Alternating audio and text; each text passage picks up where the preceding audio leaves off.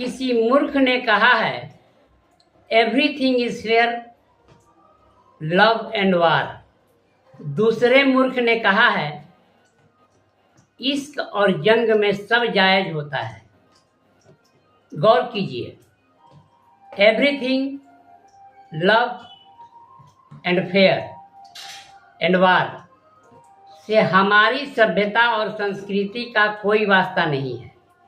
इश्क, जंग और जायज से भी हमारी सभ्यता और संस्कृति का कोई वास्ता नहीं है। अरे हमारी सभ्यता और संस्कृति तो वह सभ्यता और संस्कृति है जिसमें युद्ध की भी नीतियां होती है।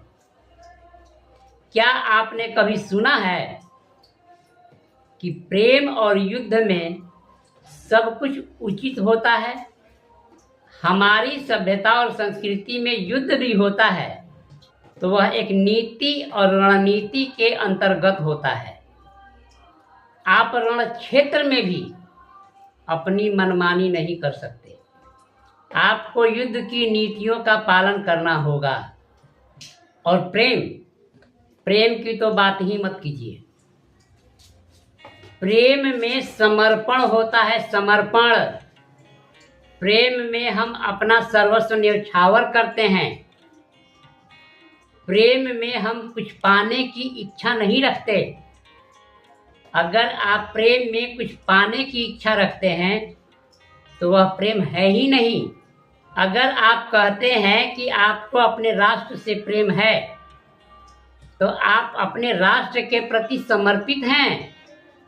आप राष्ट्र से कोई अपेक्षा नहीं कर सकते। आप किसी से भी प्रेम करते हैं तो आप उसके प्रति समर्पित हो जाते हैं, न कि आप उससे अपेक्षा करते हैं। फिर प्रेम और यंग में समानता कैसे हो गई?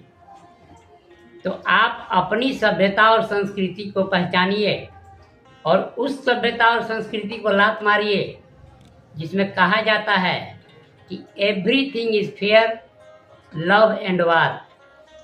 इश्क और जंग में सब जायज होता है।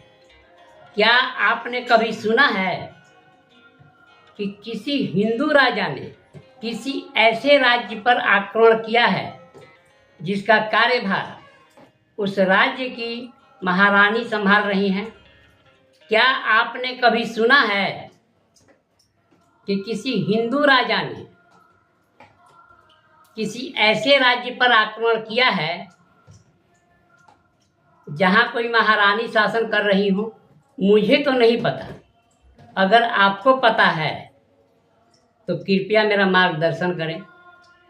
कमेंट बॉक्स में कमेंट कर मुझे बताएं कि किस हिंदू राजा ने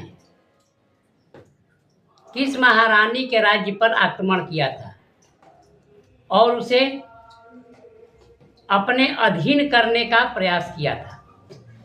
यह है हमारी सभ्यता और संस्कृति। हमारे सभ्यता और संस्कृति में नारी सिर्फ आदरणीय नहीं है, पूजनीय भी है। सामने देखिए, प्रत्यक्ष को प्रमाण क्या? प्रत्यक्षम किम प्रमाणम। यदि यह समाचार आपको किसी प्रकार उपयोगी लगा हो तो चैनल को लाइक, शेयर और सब्सक्राइब करें।